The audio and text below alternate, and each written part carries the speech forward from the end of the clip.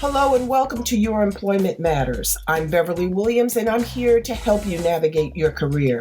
This is for anyone who's searching for their dream job or promotion, or perhaps you're just looking to hang on to the job you have. Today's work environments are multi-generational, multi-religious, multinational, multiracial, and multi-gender identity. Add market disruptors like Amazon and Lyft, along with the addition of AI, and it's easy to see why finding and keeping a job is such a challenge. Employment success and even employment survival depend on your ability to adapt. That's why my goal for this 30-minute podcast is to first advocate embracing change and differences, and second, to encourage you to proactively assume responsibility for your career. Get your work week off to a good start by listening to Your Employment Matters every Monday. Find out how to own your career and get the best practices for making your employment matter.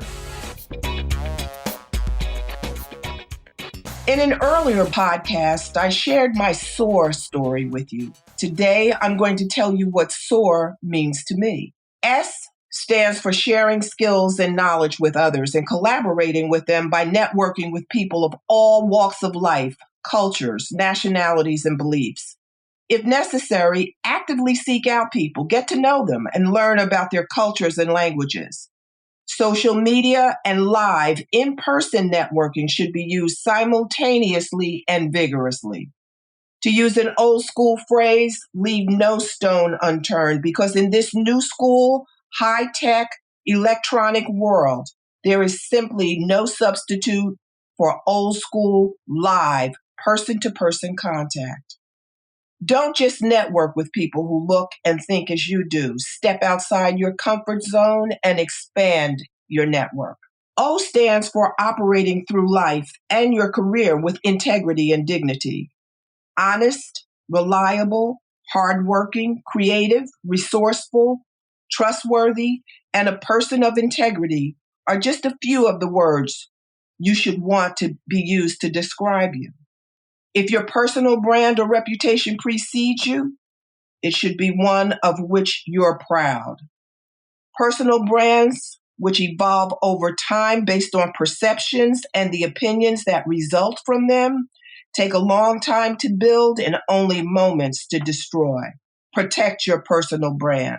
O stands for opening your mind to change, new ideas and new people, and keeping it open. Embrace change. A stands for acquiring information and knowledge. Information and knowledge will improve your ability to stay abreast of industry developments and global influences. Unbiased, reliable information is powerful and should be used wisely and judiciously. If nothing else, it will enable you to make well-reasoned career and life decisions. R stands for my father's mantra, respect the rights of others. This phrase reverberates often throughout my mind. My father primarily referred to racial differences, but today, because our employment reality is multi, his mantra has broader application. Workplaces are now multi-generational, multi-religious, multinational, multiracial, and multi-gender expression. Our workplaces are staffed with individuals with different perspectives and viewpoints. Accordingly, accept and respect that people will have different levels of abilities and disabilities, religions. They will belong to different races, nationalities, and will self-identify on their terms, their race, sexual orientation, and gender expression. I suggest that you check out the film The Intern, starring Anne Hathaway and Robert De Niro. The development of the characters portrayed by Hathaway and De Niro and the unexpected synergies that develop between them is, in my opinion, a testament to the benefits of collaboration and working together. The Intern is a delightful story about a millennial, a baby boomer, and their coworkers, and how they learn to work together for their mutual benefit, for the benefit of their coworkers, and ultimately for the benefit of Hathaway's business.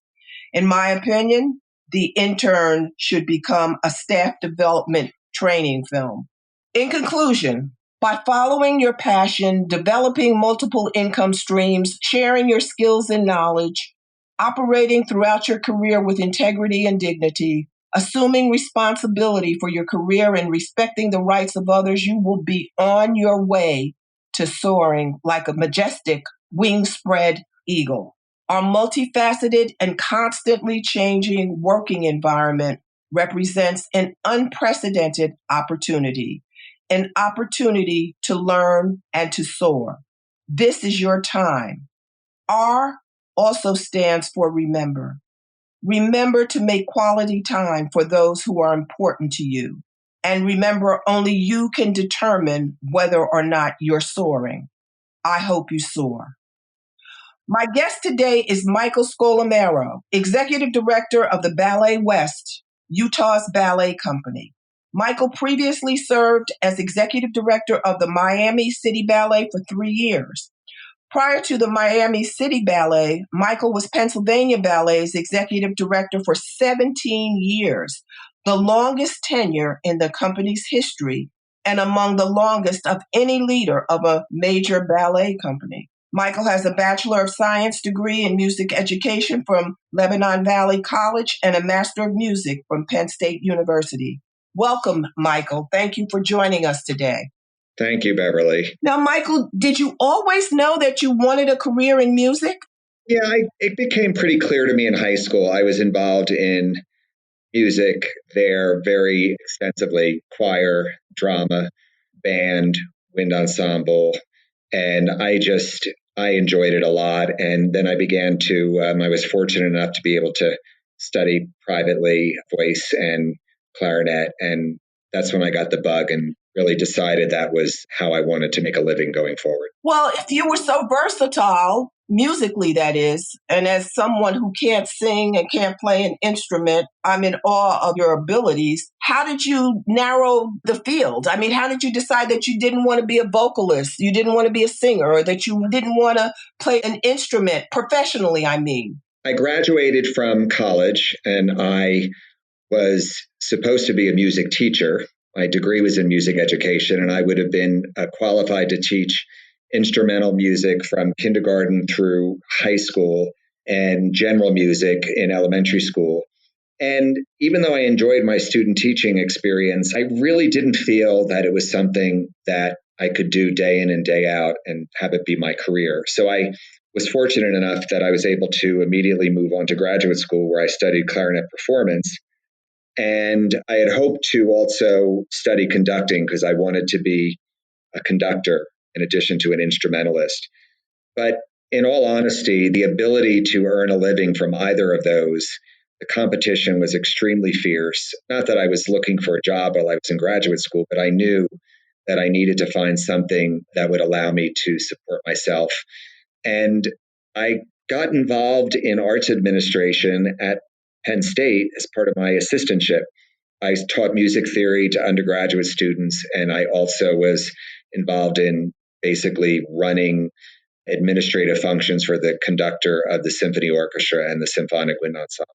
In that capacity that I learned that I was good at it. I always was organized, and I always had an ability to plan and to think strategically. But I was a volunteer coordinator for a summer arts festival in State College, and that was my first foray into arts administration, and I enjoyed it, and I just continued it. Okay, how did you develop in that area? Did you have to acquire additional skills? Did you take other courses beyond graduate school? Well, I was going to then, after Penn State and after this festival, I was contemplating going to Drexel University in Philadelphia for a master's in arts administration.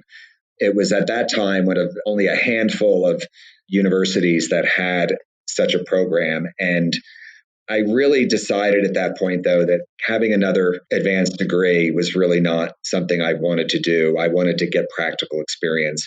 So I began to volunteer for a small community orchestra in Haddonfield, New Jersey, which is in the suburbs of Philadelphia. And I was the personnel manager there. It was a volunteer position. The orchestra was small, but it had a national reputation based on its programming. And from that point on, I then coordinated their East Coast solo competition. And then I was the executive director of a small chamber music organization, again in the Philadelphia suburbs, all the while gaining experience on grant writing, marketing, fundraising, things of that nature. And then my real big break came with Pennsylvania Ballet as executive director.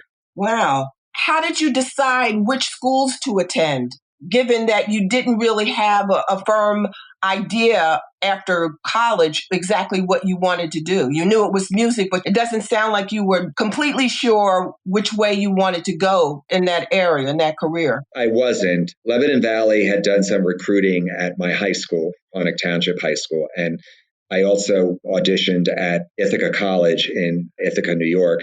Both schools had really fine music education reputations. And at the time, looking back, I think I wanted to just be a band director at a high school, just a band director at a high school. And those were two programs that were quite highly regarded. And my dad and I went out to see Lebanon Valley, and my mom and my sisters and I went out to see Ithaca. And I really was more partial to the central Pennsylvania campus and decided it was a bit smaller. They were about the same distance from where I grew up, and I ended up going there. Penn State, on the other hand, was more of I had this conducting bug, and it was one of the few universities that had an instrumental conducting master's. There were many that had choral conducting, but very few had instrumental. Well, it probably helped you to get the job at Pennsylvania Ballet. The fact that you had gone to college, both undergraduate and graduate school in the state. You think that helped? I think it may have, in that I knew when I was in college, a bunch of us on weekends would make the hour and a half trip over to Philadelphia, and we'd see the Philadelphia Orchestra at the Academy of Music. Ricardo Muti was conducting at the time, and we would leave and stand in line for the student rush tickets and drive back late. And it gave me a real sense of what the city was like. And I kind of got the bug for being in an urban area, having grown up in the suburbs. And the campuses for both Penn State and Lebanon Valley were fairly, I wouldn't say rural, but they were not really suburban either. And I fell in love with Center City, Philadelphia. And I moved to New Jersey, southern New Jersey, and then ultimately into the city. So you've relocated from more than one state to get to Utah. I mean, you've been in Pennsylvania, you've been in Florida, and now you're in Utah. Was that a challenge for you, relocating from state to state, leaving your family behind? It was. When I left Pennsylvania Ballet after 17 years, they were concluding the 50th season, and it just seemed like the right time. Move on. I was getting antsy for a new challenge. And I learned about the position in Miami. And I wasn't quite sure about living in Miami. I'd never lived outside the Northeast, but I flew down there a couple of times, and it's really quite an amazing place from a visual beauty standpoint. And I was fortunate in that I was able to keep my home in Philadelphia while moving down into a great little apartment on the ocean, and I could walk to work. And the company there is amazing, and it was comparable in the work it presented to Pennsylvania Ballet. It was a little bit larger as far as the budget, not much, national reputation, and I just made it work. I got back to Philadelphia often. It was an easy, it's a 2-hour flight. And then after 3 years, I moved back to Philadelphia and decided, I didn't know what I wanted to do. Would I consult? Would I continue to be an executive director for either a symphony orchestra or an opera company or a ballet company? And then I got the call from a colleague with whom I'd worked in the past about Ballet West. And I went out and I met with the search committee. And I wasn't sold initially because it's far. It was far from where I grew up and my family, I'd be leaving them behind. It's really a beautiful state. And the company here is amazing. The people are amazing. It's very different. I mean, each city in which I've lived is distinctly different, and they all have their own strengths. Salt Lake has grown tremendously in the last 20 years. It's vibrant. It's got mountains, and based on its location in the country, You can be on the West Coast in an hour and a half. You can be in the middle of the country in an hour and a half, 2 hours. It's a great place to get to know the country. And it's also been very fulfilling professionally. Well, you have family that you left behind. Did they encourage you to relocate from state to state each time you had to make the decision? Were they supportive? They were supportive. I think my mom would have loved for me to be on the East Coast. She would never say that. She never would want to stand in the way. But, it's when my dad was living, they would come down to every program in Philadelphia. They'd drive down and spend the weekend at my house. And I miss that. And I miss being able to have my mom do that. But she's been out here. And they also came down to Florida a few times. They saw the company at Lincoln Center in New York, and they've been very supportive in following my career, and I'm grateful for that. Now, I may be mistaken, but were you instrumental in getting the company to Lincoln Center? So it was on the drawing board when I got to Miami, but the contract had not yet been negotiated. And so that fell on me.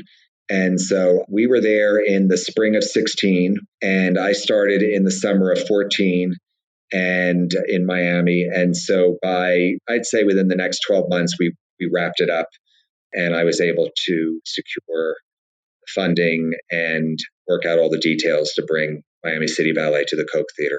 Well, kudos to you. What personal advice would you give someone who wanted to pursue a career like yours? I think when I look back and see how my career evolved, I feel I kept an open mind and a willingness to do anything to move forward. So it wasn't beneath me to stuff envelopes or to set up music stands or to drag risers into a hall and set them up. You do what you have to do if you want to move forward. And it meant long hours. It meant sacrificing time with family and friends. But I knew at the end of the day that it was because I didn't specifically have a degree in administration of the arts that I would need to prove myself somehow. And so I resolved to volunteer initially, and I developed some very strong contacts through the conductor there and the executive director at the Haddonfield Symphony. It's now called Symphony at Sea. And those contacts were very useful to me in terms of advancing my career. And then I actually went on to run a choral organization in downtown Philadelphia. And then when the opportunity came up in Philadelphia, at the ballet company, I was torn because I had seen the company in the past, but I wasn't a subscriber or a lover of ballet. And so I was outside my comfort zone. But I knew that it was an opportunity from a career standpoint that I needed to keep an open mind about. And so again, going back to your question about advice, keeping an open mind, looking at options and not always expecting everything to be spelled out and sequenced in a way that you feel it needs to be, I think is extremely important. Too many people I see today want things to fall in place on their timetable in a way that supports their own personal needs and goals, from compensation to position to geographic location. And look, if you can get that, it's wonderful, but it rarely works that way. And so you have to be flexible. And I think you have to be very clear in your mind as to what you want. But I think you also have to take each step and realize and evaluate how that step will ultimately lead to where you want to be. And while it may not be in the exact sequence that you want, if you see value in what you're doing as far as gaining skills and experience and contacts and networks, then you should do it. And it sounds like, Michael, and you can correct me if I'm wrong, that you kept in touch with the contacts you made starting in college and then in graduate school and then after graduate school. So you've maintained and nurtured those contacts. I have. I'm a basically loyal person, and I like to remember people who have been good to me. And I'm not the kind of person that my life is in chapters and departments, and then once that chapter ends, that it's closed forever. I always try to take something from it and bring it to me at my next adventure. And I've been very fortunate for the most part. I mean, there have been some exceptions or one exception, but for the most part, where I've been able to continue lifelong relationships and help people in those positions as they've helped me. You know, it's important. That's a nice way to put it. And the way I think of it is I try to create win-wins. You know, it's like when you can help someone who's helped you or help someone who may not have helped you. You know, karma is a positive. It comes back. What you do comes back on you. At least that's the way I feel. And I guess that's similar to what you just said. I agree. I mean, I think, look, could there have been shortcuts? Perhaps, but I think in the process, I would have had to compromise some personal principles and some integrity. And people who know me and have followed my career, funders in particular, some of the largest foundations in the country, I know that when I went back to them or if people spoke to them about their work with me and my organization, I would never be concerned that they would question anything, any decision I'd made or how I conducted myself or the organizations I ran. That to me, my reputation, how I'm viewed is just, that's extremely important to me. I agree. I feel exactly the same way. You know, they call it personal brand now. Whatever you call it, whether it's your personal brand, your reputation, whatever it is you call it, the nomenclature doesn't matter. No. It's the underlying characteristics that form the discussion. You want people to describe you in positive ways, people of integrity, dignity, reliability. You know, if you don't have those kind of attributes, hopefully you see the need to acquire them and you can go about rehabilitating your personal brand because it's important. Absolutely. It's very difficult to recover from a series of lapses of judgment or just poor judgment. It's difficult. It's a big country, but it's small at the same time. And word gets around. And technology and social media make it smaller. Absolutely. Now, Michael, before we end, is there anything else you'd like to share with listeners? I consider myself fairly fortunate in terms of the career that I've had. I've worked with amazing organizations. I've been able to lead organizations and have every day, for the most part, I enjoy coming to work. I get to remain involved with music and art, dance, costumes and lighting and creativity.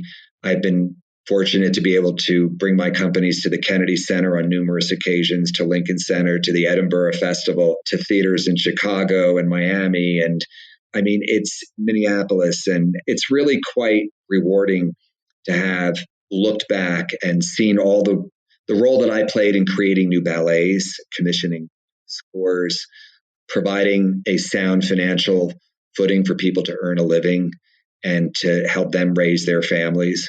You know, I've been doing this now 23 years, running ballet companies. And I like to think I've got a few more years left doing it. I continue to learn every day. I never thought after the financial crisis in 2008, 2009, that we'd have anything close to resembling that. And here we are in the middle of a health emergency. And it's different in terms of what the triage options are that are available to organizations such as mine. But we'll figure it out and we'll get through this. And I would just encourage anybody who has even, I wouldn't say a dream, but has their gut's telling them they want to do something, listen to your gut and do everything you can to make that happen, but be realistic at the same time. I was realistic at the beginning. I knew I wasn't the less than 1% as far as talent in performing that I'd be able to earn a living doing that. And I moved within the field in a different direction. And it's been very rewarding. And I'm very grateful for it. Michael, thank you so much. I so appreciate you taking the time to be with me today and to talk to my listeners. Well, I appreciate the opportunity, Beverly. Thank you for giving me that. I don't know if I'll ever get to Utah, but if I do, I'm coming to the ballet, Michael. You must. You'd be pleasantly surprised. It's a great state. It really is, and it's an amazing company. It really is. Well, I look forward to seeing you again. Thanks again. Thank you. Thanks for listening to Your Employment Matters with Beverly Williams. If you found this podcast helpful, please subscribe and leave a review. I truly appreciate your support, and that helps other listeners find the podcast. If you have a comment, question, or suggestion, you can reach me at baWilliams@youremploymentmatters.com. My book, Get the Job Done, is available on Amazon.com and BarnesandNoble.com. Please join me again next week. Until then, remember to embrace change and differences.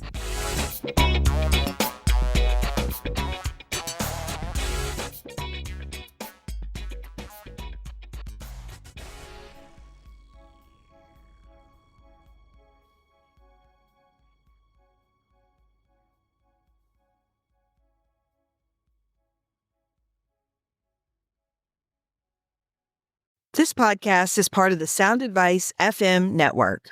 Sound Advice FM, women's voices amplified.